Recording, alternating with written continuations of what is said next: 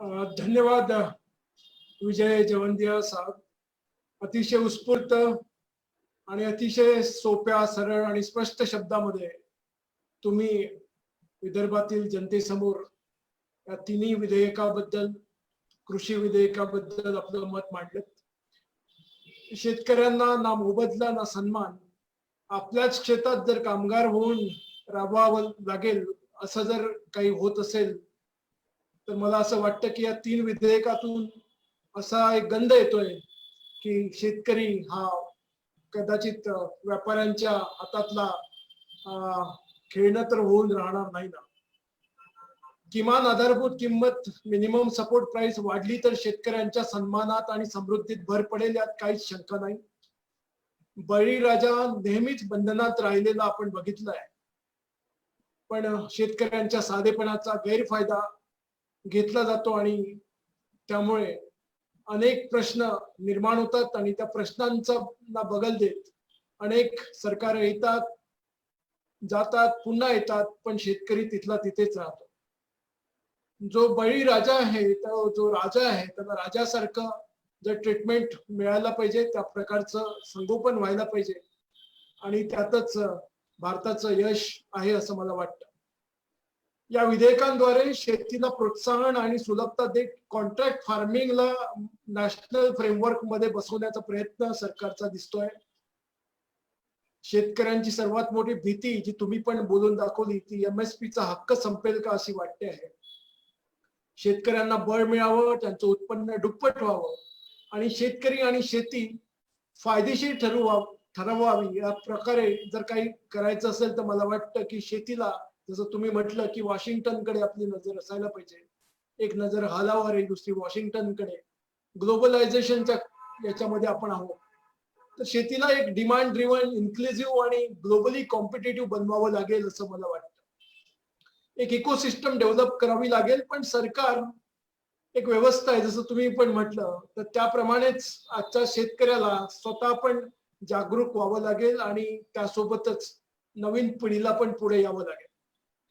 भारत हा कृषी प्रधान देश आहे. Real India is rural India गांधीजींनी म्हटलंय. पण मला वाटतं की आज आपण जर गांधीजींच्या धोरणावर चालून रुरल इकॉनॉमिक्स वर भर दिला असता, आर्थिक विचारांवर आपण त्यांच्या चाललो असतो, तर आत्मनिर्भर भारत अभियानाची गरजच कदाचित भासली नसती. देशातील शेतकरी आणि गाव जेवढं मजबूत होईल तेवढा देश आत्मनिर्भर होईल, यात काही शंका नाही. अन्न बहुल पूर्वीत असं म्हणतात, अन्न बाहुल्यामध्ये आपला देश कधीच मागे राहिलेला नाही. आणि ग्रीन रिव्होल्युशन, स्वामीनाथन साहेबांचा उल्लेख तुम्ही केला, त्यांना मी पण आदर्श मानतो. त्यांच्यासोबत काम करायचा मला पण लाभ मिळाला. त्यांच्या मार्गदर्शनाकडे जे ग्रीन रिव्होल्युशन झालं त्याच्यामध्ये आज भारत एक ग्रीन संपन्न असा धान्य संपन्न देश पुढे आला. पण जेव्हा तुम्ही म्हटलं की इंडियाचा जो कन्झम्पशन रेट आपण बघतो हा सगळ्यात लोएस्ट आहे, म्हणजे 450 ग्रॅम पर डे असा हा कन्झम्पशन रेट आहे. म्हणजे इकडे उपाशी राहून आपण एक्सपोर्ट करतो आहे. मला वाटतं याच्यामध्ये एक फारकत अशी दिसते. विकासाची गंगा रुरल इंडिया पर्यंत पोहोचवावी लागेल, यामध्ये काही दुमत नाही. त्यामध्ये पोस्ट हार्वेस्टिंग असेल, इन्फ्रास्ट्रक्चर असेल, ग्लोबल मार्केट ऍक्सेस असेल, प्रॉफिट सेंट्रिक अप्रोच असेल, हा शेतीला उत्तम दर्जा आणि प्रतिष्ठा देणाऱ्या सगळ्या व्यवस्था अडॉप्ट कराव्या लागतील. शेतकऱ्यांच्या मुलांना शेतीमध्ये रमायला आणि राबवायला शिकवावं लागेल आणि प्रोत्साहित पण करावं लागेल असं वाटतं. भारतीय अर्थव्यवस्था आपण बघतोय की कोलमडत चाललेली आहे. -23.9% वरची घसरण झाली. पण त्याच वेळेला कृषीच्या क्षेत्रामध्ये, ऍग्रिकल्चर सेक्टरमध्ये एक सकारात्मक ग्रोथ ज्याला म्हणता येईल, 3.4% हा ग्रोथ रेट आपल्याला बघायला मिळाला. तर असं संपूर्ण जेव्हा आपण बघतो तेव्हा मला वाटतं की भारतासाठी तरी एकमेव कल्चर आहे ते म्हणजे ऍग्रिकल्चर.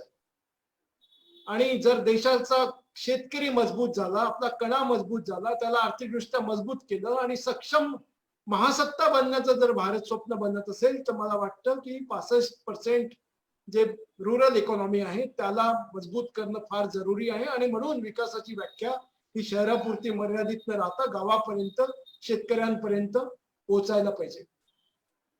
वराड सोन्याची कुऱ्हाड असं म्हणायचे. मला वाटतं की आपल्या अभिव्यक्तीच्या माध्यमातून वराडातील मुलं, विदर्भातील मुलं, शेतकऱ्यांची मुलं जी आज हा संवाद ऐकतायत, यातून बराच काही भाग एक गंध त्यांना मिळेल, प्रेरणा मिळेल आणि विदर्भाला पुन्हा वैभवशाली बनवण्यामध्ये ते पण या सगळ्या सकारात्मक ऊर्जेने पार्टिसिपेट करतील. गोविंदराव वंजारी फाउंडेशनच्या माध्यमातून, अभिव्यक्तीच्या माध्यमातून आमचा प्रयत्नच आहे की ही सकारात्मकता संपूर्ण समाजामध्ये पसरावी. म्हणूनच असा वेगवेगळ्या विषयांवर आम्ही अतिशय प्रगड आणि प्रगल्भ लोकांना बोलावतो. आज आम्ही तुम्हाला प्राचारण केलं. तुम्ही पण अतिशय व्यस्त कार्यक्रमामध्ये वेळात वेळ देऊन आम्हाला आणि आमच्या संपूर्ण समूहातर्फे संपूर्ण जे लोक आज तुम्हाला बघतायत आहे त्यांना प्रेरणा दिली, त्यांना खऱ्या अर्थाने हे 3 कायदे समजावून सांगितले अतिशय सोप्या शब्दामध्ये.